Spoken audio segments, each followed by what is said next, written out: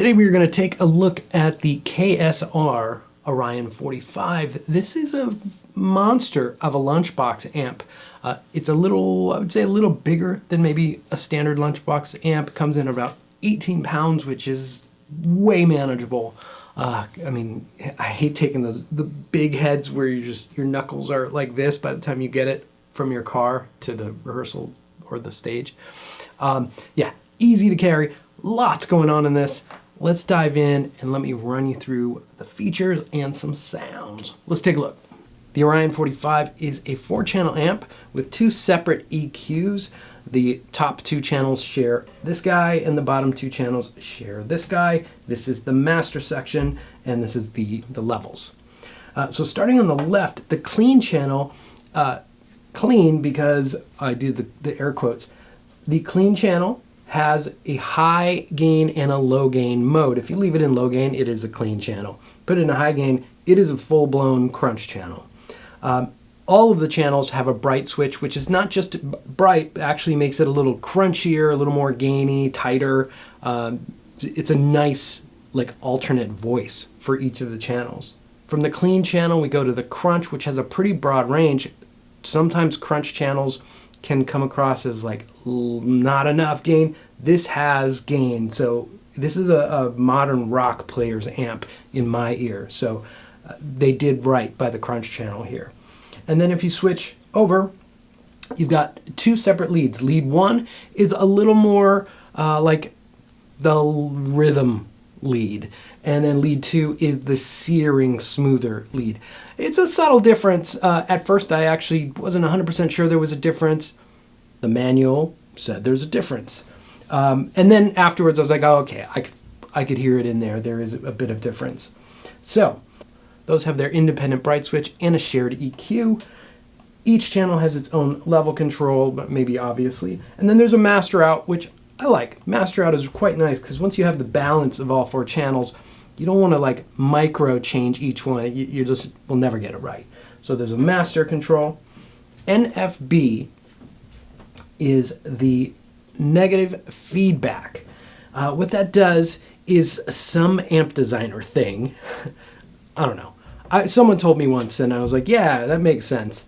But what it really does is goes from sort of like a more vintage, sort of smoother, rounder sound where almost the sound feels like it drops back and is a little more relaxed. And as you turn it all the way to the left, highs and lows comes out, the mids come out too. Everything is just like heightened and tight and shoves right up in the front. So if you just put it dead center, it's a nice balance of the two. If you're more looking for a softer, smoother thing, go over here. If you're full cruncho maniac, you could go 9 o'clock or all the way if you like. And then you have, sometimes these have traditionally been called something like deep or depth and presence, but here it's top and bottom. And they work very nicely in conjunction with the negative feedback. So as you go to the more vintagey, softer side, you could bring back that top and bottom. So you're not really sacrificing bigness there. And as you go here and everything gets really tight, you may want to like pull back some top end and throw in some bottom to balance that out, or however you want to do it. A very powerful control to help contour the global tonality of the amp. One super cool feature of the Orion 45 is it has an internal load, so you don't have to plug in a speaker at all. You could go straight to your DAW, and then you'll have to add an IR or some sort of cabinet situation. There's a million options there, but what a cool feature that you just plug straight in and you're good to go. And nicely you'll see this is protecting you. It says the load is active there. And then you have the loop active here. Each channel has an independent loop on or off, so you could set it just for your cleaner channels and then turn it off for the heavy crunch, or you could turn it on for everything except maybe the clean. It's really nice and versatile. They're very thought through. So much so you get to choose which light is assigned per channel, and they're done with dip switches on the back. I'll show you. But as I switch the channels, this seemed logical to me. green, clean, crunch blue, brighter blue, and then heaviest is the white bright. But you could assign it to anything, or you could just have them always off if you're like, I hate lights. You know, sometimes it's a bit much. This head has 6L6 power tubes in it, but it will run EL34s. I think there's a wide array of tubes that it will take. And then there's a bias, external bias points to set that up.